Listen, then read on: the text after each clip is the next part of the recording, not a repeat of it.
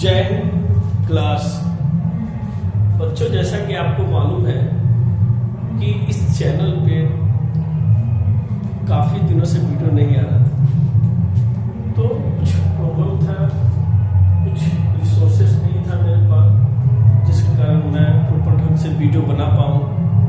लेकिन अब इस चैनल पे आपको हर एक टॉपिक पे वीडियो देखने को मिलेगा, इसलिए आप लोग इस चैनल को बनाए रखिए और अपने नॉलेज को बढ़ाइए। ठीक है, तो जैसा कि आपको मालूम है कि हमने आपको स्टीम के बारे में पढ़ा के छोड़ दिया था, लेकिन अब वहीं से हम शुरू करते हैं इस टॉपिक को। ठीक है, तो जान रहे कि हमने आपको स्टेम के बारे में, तना के बारे में पढ़ा दिए थे, लेकिन अब हम आपको टाइप्स ऑफ स्टेम के बारे में पढ़ाएंगे। तना का प्रकार, जिसको इंग्लिश में बोलते हैं टाइप्स ऑफ स्टेम। ठीक है, तो आप लोग इसको भी देखिए। टाइप ऑफ स्टेम की बात किया जाए तो टाइप ऑफ स्टेम में 3 टाइप ऑफ स्टेम। कितने type of stem? 3 type of stem. 3 तरह के होते हैं इसके टाइप्स। स्टेम को 3 कैटेगरीज में डिवाइड किया गया। पहला आपका होता है एरियल, दूसरा सब एरियल और तीसरा अंडरग्राउंड।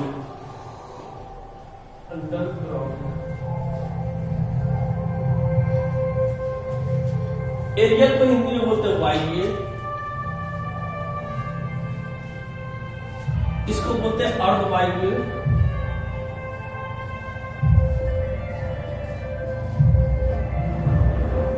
और इसको बोलते हैं भूमिगत।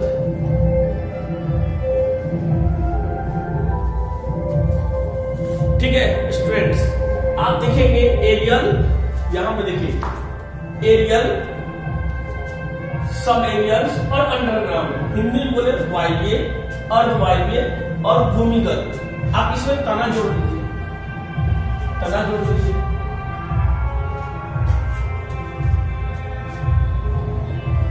ठीक है, एरियल, सब एरियल, अंडरग्राउंड। ठीक है, अब इसके बारे में हम आपको कुछ डिफिनेशन के तौर पे हम आपको लिख के दिखा देते हैं। जैसे इसकी बात किया जाए तो वैसा तना जो भूमि से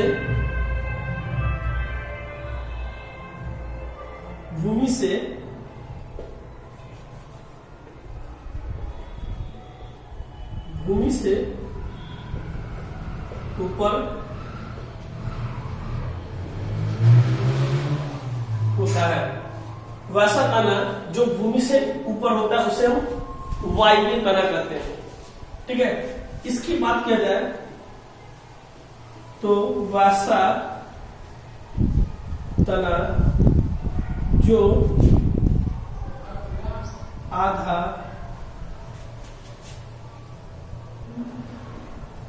भूमि में तथा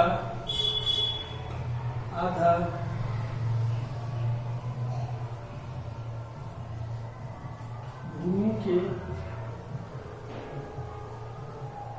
भूमि के ऊपर होता है। इसकी बात किया जाए अंडरग्राउंड की तो वैसा तना जो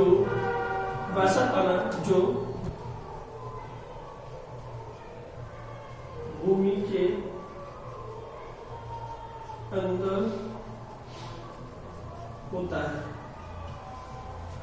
ठीक है स्टूडेंट्स, एरियल की बात किया जाए तो वायवीय तना, वैसा तना जो भूमि के अंदर, भूमि के ऊपर होता है, उसे हम क्या बोलते हैं? एरियल तना बोलते हैं। सब एरियल यानी अर्धवायु तना वैसा तना जो आधा भूमि में तथा आधा भूमि के ऊपर होता है, ठीक है।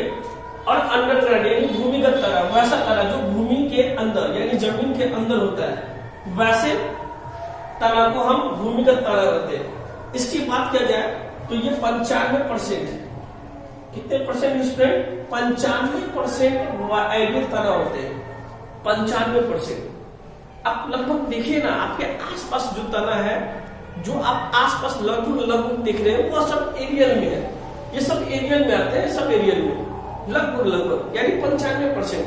फॉर एग्जाम्पल जैसे की बात किया जाए, फॉर एग्जाम्पल जैसे आम, जामुन, लीची, ठीक है, कटहल आदि सब देखिएगा तो यही तना है। इसकी बात किया जाए कुछ परसेंट नोट,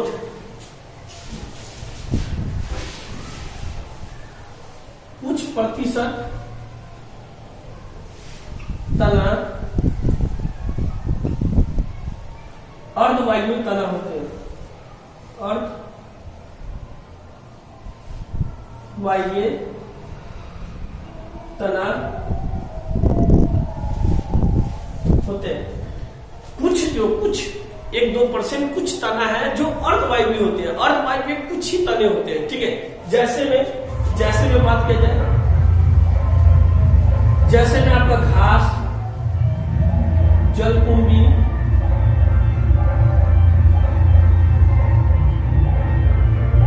जैसे में घास, जलकुंभी।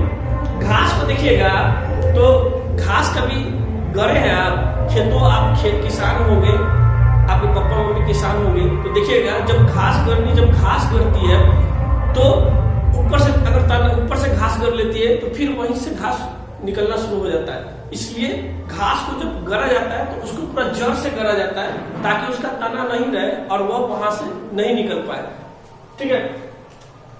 तो ये घास आधा भाग उसका तना जमीन के अंदर ही रहता है, जिसको ऊपर से काट लेने के बाद वहां से निकल जाता है।